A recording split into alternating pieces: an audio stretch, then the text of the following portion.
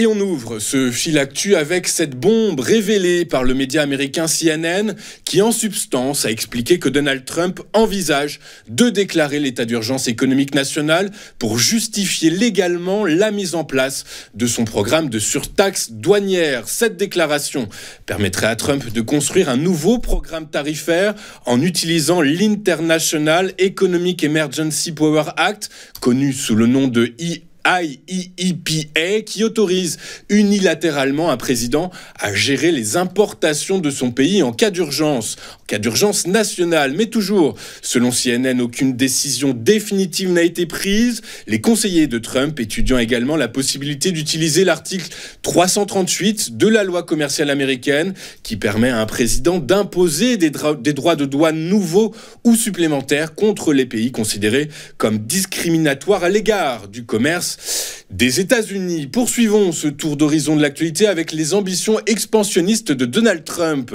Cela ne vous a vraisemblablement pas échappé, mais hier, lors d'une conférence de presse, Donald Trump a répété ses ambitions d'annexer le canal de Panama et le Groenland, et même par la force si besoin, tout comme il a réitéré son envie de faire du Canada le 51e État américain.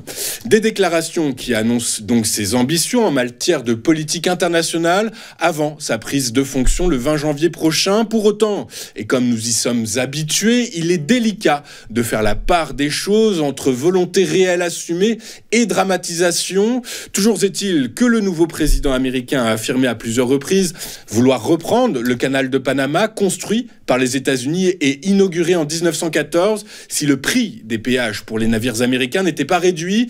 Il a également évoqué son projet d'annexer le Groenland, territoire autonome du Danemark, jugeant que le contrôle de cette île était une nécessité absolue pour la sécurité nationale et la liberté à travers le monde. Menaces qui n'ont pas manqué de faire réagir les responsables européens à travers la voix du chancelier allemand Olaf Scholz. Ce dernier rappelant hier l'importance du principe d'inviolabilité des frontières face aux ambitions affichées par le prochain président américain.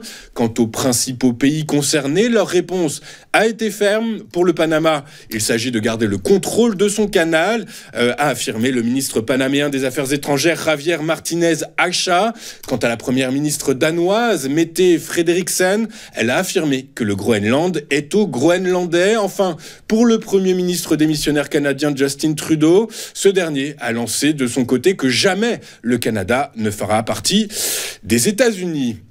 Et désormais, attardons-nous un instant sur l'intérêt de Trump pour le Groenland, puisque d'une superficie plus de 3 fois supérieure à celle du Texas, les vastes ressources souterraines du Groenland, ainsi que sa position stratégique en font un point crucial pour les principales puissances rivales que sont les États-Unis, la Chine et la Russie. Or, rappelez-vous que la Russie a ouvert des dizaines de bases militaires dans l'Arctique et que la Chine a multiplié les investissements dans les pays arctiques européens, notamment au Groenland, en échange d'un accès aux ressources minières de l'île. Or, face à ces avancées sino-russes, les autorités américaines tentent désormais de réagir, et notamment depuis les menaces de Donald Trump de surtaxer la Chine. Un accès aux vastes gisements de terres rares du Groenland deviendrait quasiment vital pour les entreprises américaines.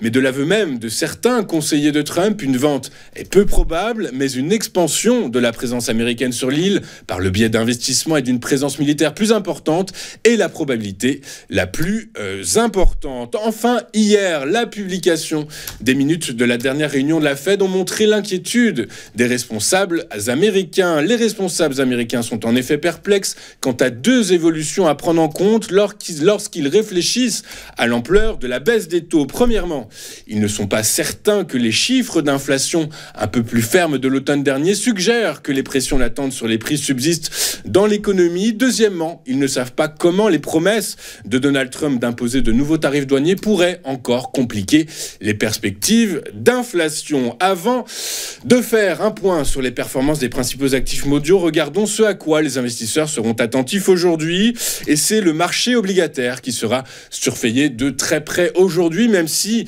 on a assisté à une légère détente hier. Toujours est-il qu'aujourd'hui, c'est le marché obligataire britannique qui sera surveillé de très près par les financiers. Quant à la bourse américaine et le marché obligataire américain, ils seront fermés ce matin pour commémorer le décès de l'ancien président Jimmy Carter. Regardons maintenant ce qu'il s'est passé sur les principales places financières financière de la planète hier, et en Europe, les investisseurs ont vu rouge hier dans un contexte régional morose, puisqu'après la publication par la Commission européenne de données préliminaires montrant que son indicateur de sentiment économique a chuté de 1,7 points dans l'Union européenne et de 1,9 points dans la zone euro en décembre, ces deux indicateurs restent inférieurs à leur moyenne de long terme. Plus tôt dans la journée, des données distinctes en provenance d'Allemagne ont montré une baisse inattendue des commandes industrielles en novembre.